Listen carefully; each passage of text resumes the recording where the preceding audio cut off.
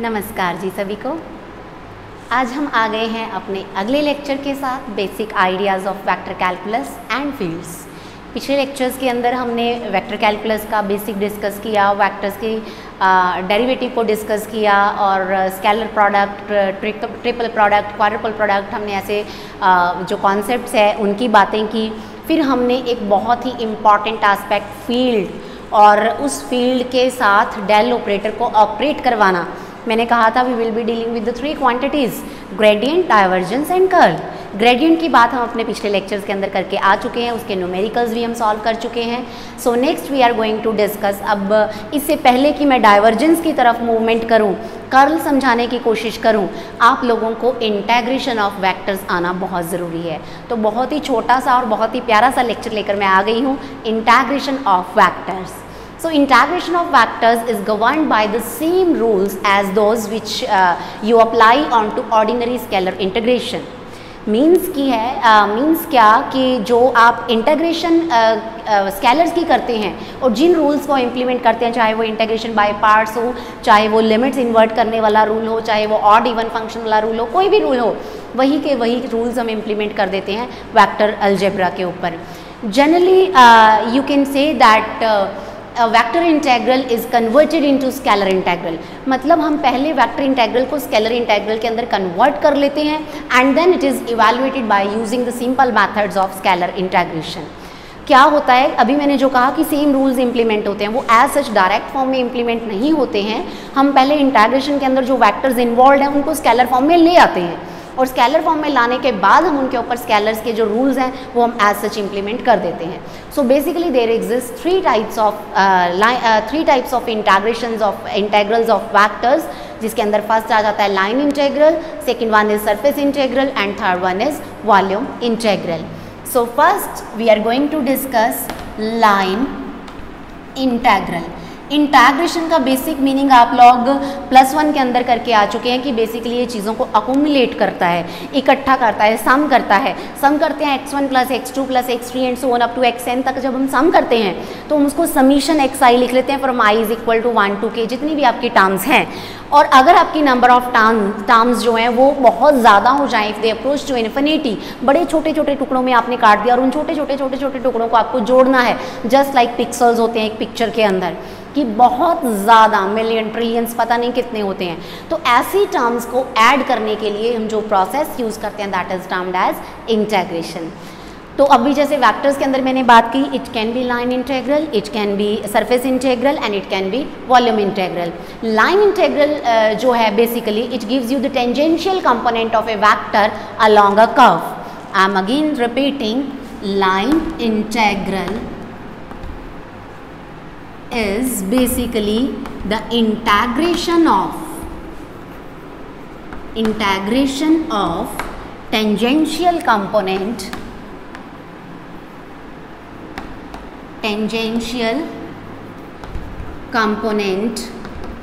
of a vector, field कहूँ क्योंकि हम यहाँ पे फील्ड्स की बात करेंगे, along a curve, कि जिस भी कर्व के अलोंग आप इसको लेना चाहते हैं उसके अलोंग उस वेक्टर का जो कंपोनेंट होगा उसकी आप इंटेग्रेशन कर दीजिए, दैट इज़ लाइन इंटेग्रल। अब देखिए क्या है कि मेरे पास कोई एक फील्ड है, कोई एक वेक्टर है, ये कर्व है P to Q, इसके ऊपर ये वेक्टर सपोज इस डायरेक्शन में A vector it is acting. अब क्या होगा कि मैं इस A वेक्टर का कंपोनेंट इसकी डायरेक्शन में लूँगी, PQ की डायरेक्शन में, आई am going from P to Q। तो यहाँ पे सपोज इसके साथ जो एंगल बन रहा है दैट इज थीटा, तो इसका इस डायरेक्शन में जो कंपोनेंट आएगा वो क्या होगा, A cos थीटा। और A cos थीटा, और जो यहाँ पे इसकी मैंने कहूँ कि प्रोजेक्शन है, जो ये लेंथ है, दिस इज बेसिकली DL। तो अब इसका जो लाइन इंटेग्रल होगा, line integral of this vector it will be equal to integration कहाँ से, P से Q तक, किसकी, A cos थीटा की, कितने तक, DL तक। सो this is basically line integral of a vector. देखिए मेरे पास स्केलर फॉर्म के अंदर है ये, अब इसको अगर मुझे वेक्टर फॉर्म में लिखना है, आई can right P to Q A dl cos theta ऐसे लिख लूँ, कोई प्रॉब्लम नहीं है। और मैं इसको क्या लिख सकती हूँ, p से q a vector dot dl vector. अब बैक जाइए आप कैलकुलेशंस में, अब बैक जाएंगे a से dl, a dot dl, a dot b हमारे पास क्या होता है, ab cos थीटा, तो ये बन जाएगा a dl cos theta, a cos theta dl था। तो बेसिकली जब आपको किसी वेक्टर का लाइन इंटेग्रेशन लेना होता है तो हम क्या करते हैं, हम उस वेक्टर की उस कर्व के ऊपर प्रोजेक्शन ले लेते हैं, या मैं कहूँ कि उसका कंपोनेंट अलोंग दैट वेक्टर हम कंसीडर कर लेते हैं और उस कंपोनेंट को हम स्केलर नोटेशन के साथ इंटेग्रेट कर देते हैं एंड दैट्स इट, हमारा काम हो गया।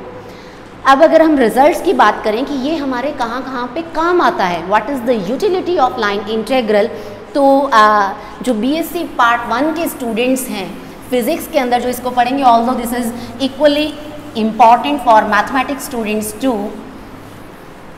इम्पॉर्टेंस ऑफ लाइन इंटेग्रल की अगर मैं बात करूं, I am going to talk about importance of line integral. अब देखिए इसकी इंपॉर्टेंस जो है वो क्या होगी, line integral of a vector along a closed path is always zero, ये आपको ध्यान रखना है। अभी जैसे हमने P टू Q लेके गए थे, हम P से Q वेक्टर इस तरफ काम कर रहा है A, हमने यहाँ पे इसका कंपोनेंट लिया, it was A cos theta in this direction and this was DL and we called it A to DL P to Q। हमने कहा कि ये लाइन इंटीग्रल है।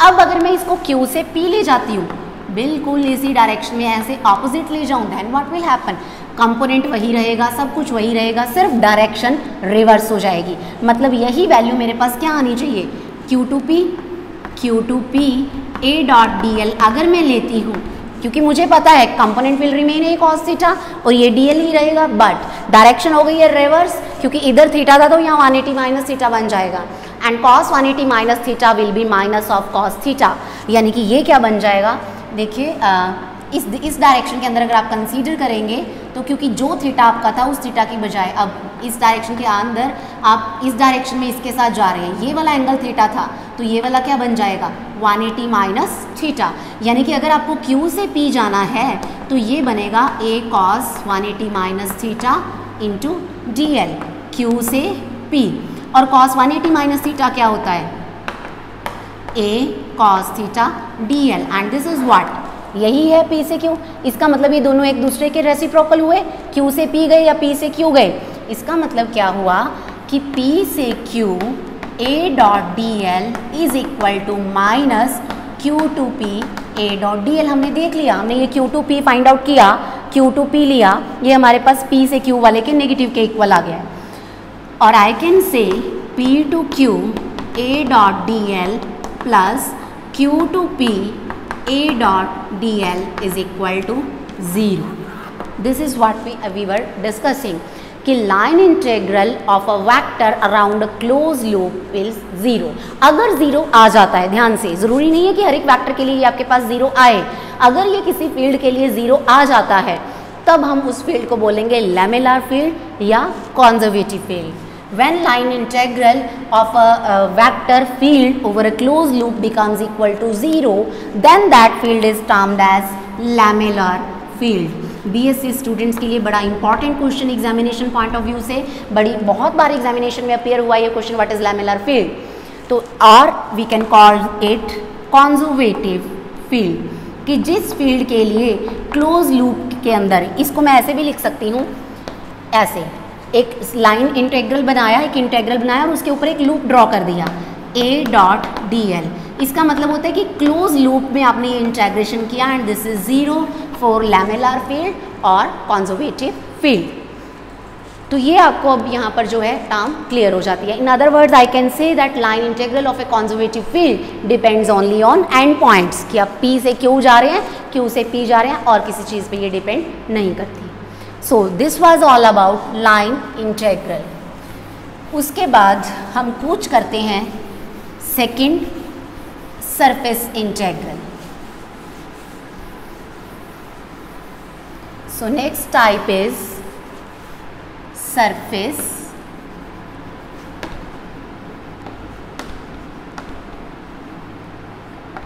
इंटेग्रल। अब सरफेस इंटेग्रल क्या है कि हम लोग इसको किस तरीके से रिप्रेजेंट करते हैं। Integration taken over an area for a vector is termed as its surface integral. अब represent कैसे करेंगे? सपोज मेरे पास कोई वही A वेक्टर है, ds एरिया के ऊपर मुझे इसको इंटीग्रेट करना है, तो मैं इस तरीके से दो लाइंस लगा देती हूँ।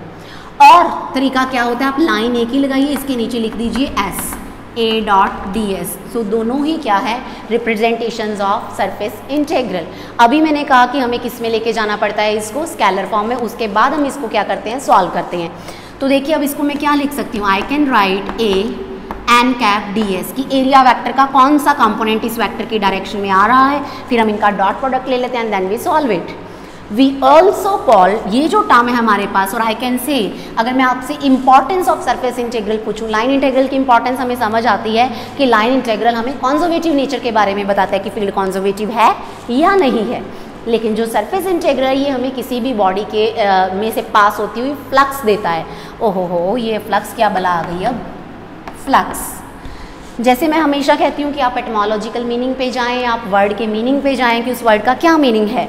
तो ग्रीक लैंग्वेज के अंदर एक वर्ड हुआ करता है, we call it fluxes. Fluxes means flow, flow in two dimension rather. अभी मैं यहाँ पे एक गिलास लूँ पानी का और उसको यहाँ फर्श के ऊपर गिरा दूँ, पानी बेचारा इधर जाएगा, इधर जाएगा, इधर जाएगा, इस फर्श के ऊपर इधर उधर मूवमेंट करता रहेगा, but that is not hot water, that is not boiling water. वैसे इवोपरेट होकर ऊपर नहीं आएगा, वो नीचे नीचे ही जा रहा है, इस फर्श के ऊपर ही वो फैल रहा है। उसके उस फैलाव को रिप्रेजेंट करने के लिए जो मैथमेटिकल क्वांटिटी मुझे चाहिए, that is termed as this flux. उसको हम बोलते हैं फ्लक्स, कि वो किस तरीके से आगे आगे फ्लो कर रहा है। The amount of water moving ahead, उसको मैं क्या बोल दूंगी, वाटर फ्लक्स बोल दूंगी, अमाउंट फ्लक्स बोल दूंगी। तो फ्लक्स का मतलब है फ्लो ऑफ एनी फील्ड।